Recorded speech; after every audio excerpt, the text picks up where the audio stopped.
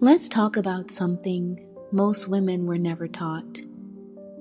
Not because it wasn't important, but because it was inconvenient.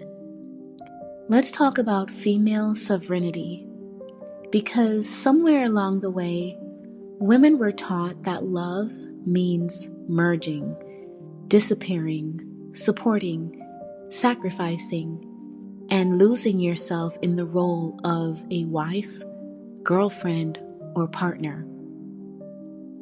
But sovereignty is the opposite of disappearance. Sovereignty is self-possession. Stay with me until the end of this, because what most women call feeling suffocated in relationships has very little to do with love or lack thereof, and everything to do with what they were taught to give up.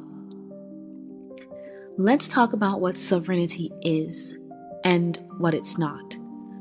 Sovereignty does not mean you don't love deeply.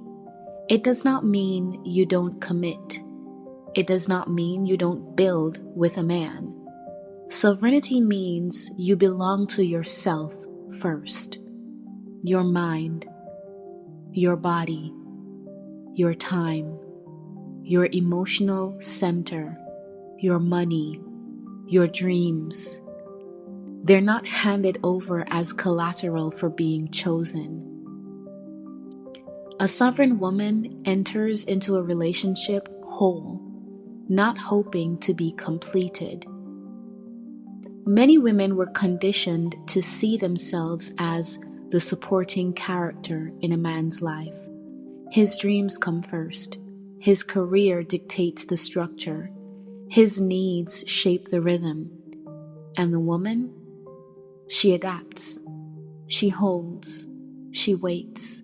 Until one day, the relationship breaks down. And suddenly, she looks around and realizes she has nothing that is fully hers anymore. No financial foundation, no emotional center outside of him, no identity that wasn't wrapped around us. This is not love. This is dependency.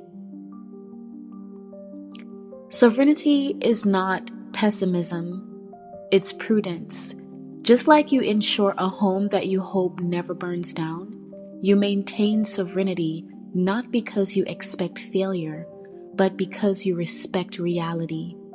People change, circumstances change, relationships end. A sovereign woman does not collapse when that happens. She grieves, she feels, she heals, but she does not have to rebuild from zero. Let's be very clear here. Love does not replace income. Affection does not pay the rent. Marriage does not guarantee safety. A woman who abandons her financial sovereignty for love places her nervous system in constant vulnerability, even in quote-unquote good relationships. Because when you need someone to survive, you cannot be fully free.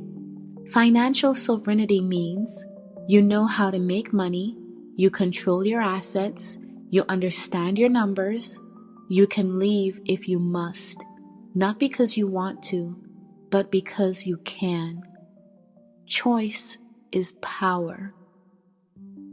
This is where it gets deeper. Many women enter relationships expecting to receive love in a very specific way. Affection, attention, reassurance, presence. And when that changes, when the novelty fades, when life gets busy, she feels abandoned, even if the man has never left. Why is that? Well, it's because she outsourced her emotional regulation. She made him the source of her happiness, and no human being can sustain that role. This is not about blame. This is biology and conditioning. Women often experience love as closeness. Men often experience love as sexual access, loyalty, and respect. So when sex continues but affection decreases, the man believes nothing is wrong, but the woman feels everything is wrong, and then resentment grows. A sovereign woman does not rely on a man to fill her emotional cup.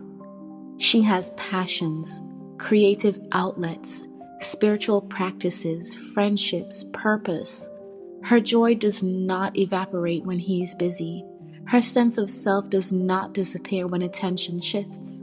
So if a relationship ends, yes, it hurts, but it does not destroy her because she was already anchored in herself.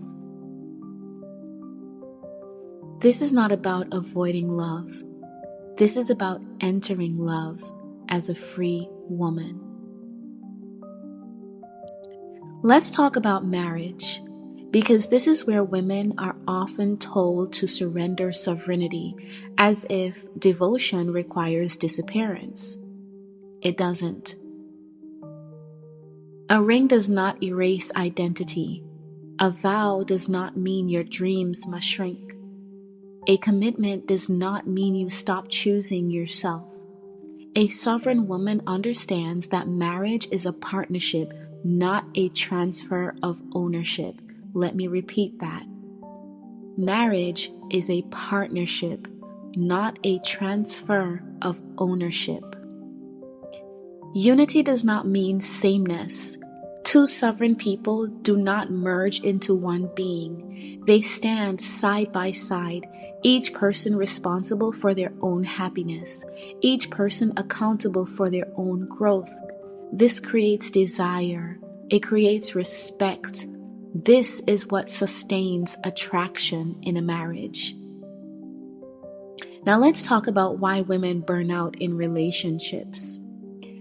Women burn out in relationships because women carry the emotional labor, household labor, relational maintenance, emotional regulation for both people, and then wonder why they're exhausted. A sovereign woman does not mother her partner. She does not manage his emotions. She does not sacrifice herself to keep the peace. She communicates clearly. She maintains her boundaries, and she lets consequences exist.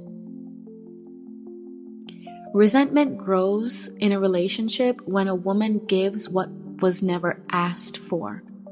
When she sacrifices without self-honoring, when she stays silent to avoid conflict. Sovereignty allows honesty, and honesty is what keeps love clean. So what happens if marriage ends? Here's the truth few want to say out loud.